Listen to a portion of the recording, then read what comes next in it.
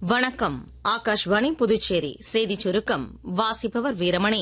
பிரேசிலில் நடைபெறும் 17வது பிரிக்ஸ் உச்சி மாநாட்டில் கலந்து கொள்ள பிரதமர் திரு நரேந்திர மோடி நேற்று ரியோ டி ஜெனிரோ சென்றுள்ளார்.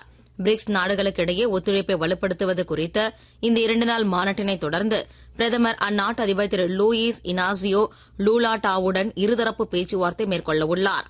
குடியரசு துணைத் தலைவர் திரு ஜெக்தீப் தன்கர் 2 நாள் பயணமாக கேரளா சென்றுள்ளார். அவர் இன்று காலை திருச்சூர் மாவட்டத்தில் உள்ள குருவாயூர் கோவிலில் சுவாமி தரிசனம் செய்ய உள்ளார். பின்னர் எர்ணாகுளத்தின் கலமசேரியில் உள்ள தேசிய மேம்பட்ட சட்ட பல்கலைக்கழகத்தில் மாணவர்கள் மற்றும் ஆசிரியர்களுடன் திரு தன்கர் கலந்துரையாடுவார். புதுச்சேரி வில்லியனூர் தொகுதிக்கு உட்பட்ட அரும்பார்த்தபுரம் ரயில்வே மேம்பாலம் இணைப்புச் சாலையை புதுப்பிக்கும் பணிக்கான பூமி பூஜை நேற்று நடைபெற்றது. பொதுப்பணித்துறை சார்பில் 40,72,000 ரூபாய் மதிப்பீட்டில் மேற்கொள்ளப்பட உள்ள இந்த பணிக்கான பூமி பூஜையினை எதிர்க்கட்சித் தலைவர் திரு ரா சிவா தொடக்கி வைத்தார்.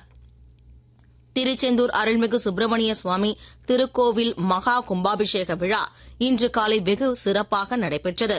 பக்தர்களின் அரோகரா கோஷங்களுக்கு இடையே ராஜகோபுரம் மற்றும் கோபுர கலசங்கள் மீது புனித நீர் ஊற்றப்பட்டது. தொடர்ந்து மகா தீபாரதனை காட்டப்பட்டது. விழாவில் ஆதீன கர்த்தர்கள் மற்றும் லட்சக்கணக்கான பக்தர்கள் கலந்து கொண்டனர். ட்ரோன் மூலம் பக்தர்கள் மீது புனித நீர் தெளிக்கப்பட்டது.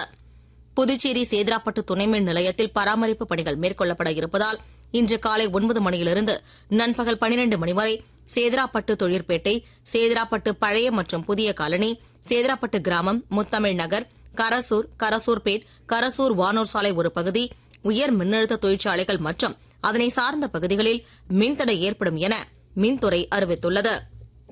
பெய்ஜிங்கில் நடைபெற்று வரும் ஆசிய பாரா வில்வித்தை சாம்பியன்ஷிப் போட்டியில் ஆடவர் பிரிவில் ஹர்வீந்தர் சிங் தங்கப் பதக்கத்தையும் மகளிர் பிரிவில் ஜோதி வெண்கலப் பதக்கத்தையும் வென்றனர்.